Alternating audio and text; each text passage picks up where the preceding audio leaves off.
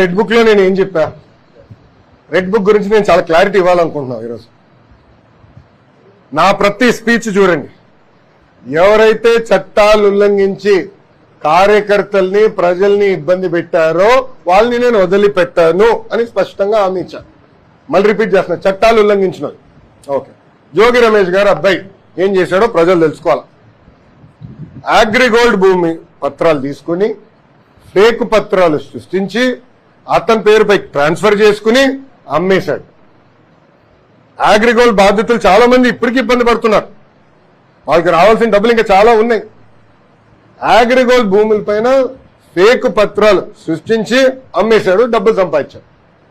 అంటే action తీసుకోకూడదా Telugu Desam, Janasena, Bharatiya Janata party ప్రభుత్వం? రేపు లిక్కర్లో కూడా యాక్షన్ తీసుకుంటాం, ఇసుక దండాల్లో కూడా యాక్షన్ తీసుకుంటాం. అంటే అడ్డగోలుగా ప్రజల భూమి దోచేసినా మేమేం పట్టించుకోకూడదా?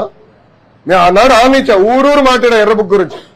ప్రజలకి నేను హామీ ఇచ్చా, ఎవరైతే చట్టాన్ని ఉల్లంఘించారో వాళ్ళని నేను వదిలిపెట్టే ప్రసక్తే ఉండదు అని నేను ఊరూరు మాట్లాడాను స్వామి. ఎర్ర బుక్ పట్టుకుని తిరిగా చూపించా ప్రజలకి. అందుకే ప్రజలు మాకు అంత అద్భుతమైన మ్యాండేట్ ఇచ్చారు. దాని ఒక్కోళ్ళే కాదు, అందరం కలిసికట్టుగా పోరాడడం, దాంట్లో భాగంగా రెడ్ బుక్ ఒక మ్యాండేట్ మాకు. నేను ఊరూరు చూపించా రెడ్ బుక్, నేను ప్రతి పబ్లిక్ మీటింగ్ లో చూపించా. ప్రజల నిన్న ప్రతి నియోజకవర్గంలో మేము గెలిచాం. సో ప్రజలు మాకు అంత క్లియర్ మ్యాండేట్ ఇచ్చారు. సో ప్రజలు కూడా చాలా క్లియర్ గా ఉన్నారు, ఎవరైతే తప్పు చేశారో వాళ్ళని వదిలిపెట్టొద్దని క్లియర్ గా చెప్తున్నారు. అది అమలు చేస్తాం.